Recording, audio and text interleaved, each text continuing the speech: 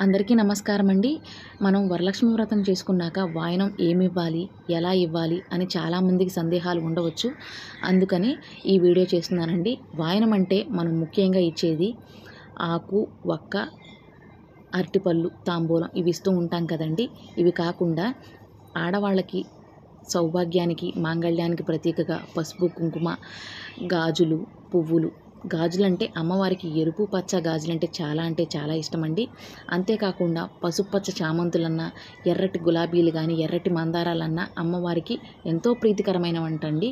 అందుకని ఎక్కువగా తాంబూలంలో ఇవి పెడుతూ ఉంటారు. ప్రసాదానికి ప్రతీకగా శనగలు ఇస్తూ ఉంటారండి. ఇవి అమ్మవారికి చాలా ప్రీతికరమైనవంటండి.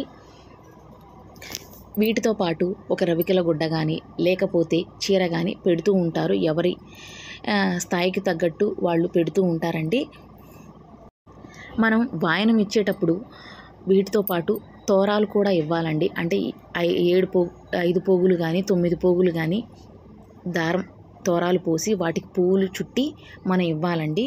అంతేకాకుండా మనం ఈ వాయనం ఇచ్చేటప్పుడు తమలపాకు చివరి కొనలు, అట్టిపండు చివరి కొనలు కూడా మనకెళ్ళి ఉండేలాగా ఇవ్వాలండి ఎదుటివారికి ఇచ్చేటప్పుడు. అలా ఇస్తేనే తాంబూలం మన ఇచ్చిన ప్రతిఫలం అనేది మనకు దక్కుతుందండి, లేదంటే దక్కదు. అంతేకాకుండా ఇచ్చేటప్పుడు ఇస్తేనమ్మ వాయనం అని, తీసుకునేవాళ్ళు పుచ్చుకుంటున్నమ్మ అని వాయనం అని తీసుకోవాలండి. అలా తీసుకోవడం ఆచారం, సాంప్రదాయం. మనం ఈ వాయనం ఇచ్చాక ముత్తైదువులతో అక్షింతలు ఇప్పించుకొని ఆశీర్వాదం తీసుకున్నామంటే మనకి చాలా మంచిదండి. అమ్మవారే మనల్ని దీవించినట్టుగా మనం భావిస్తూ ఉంటాము.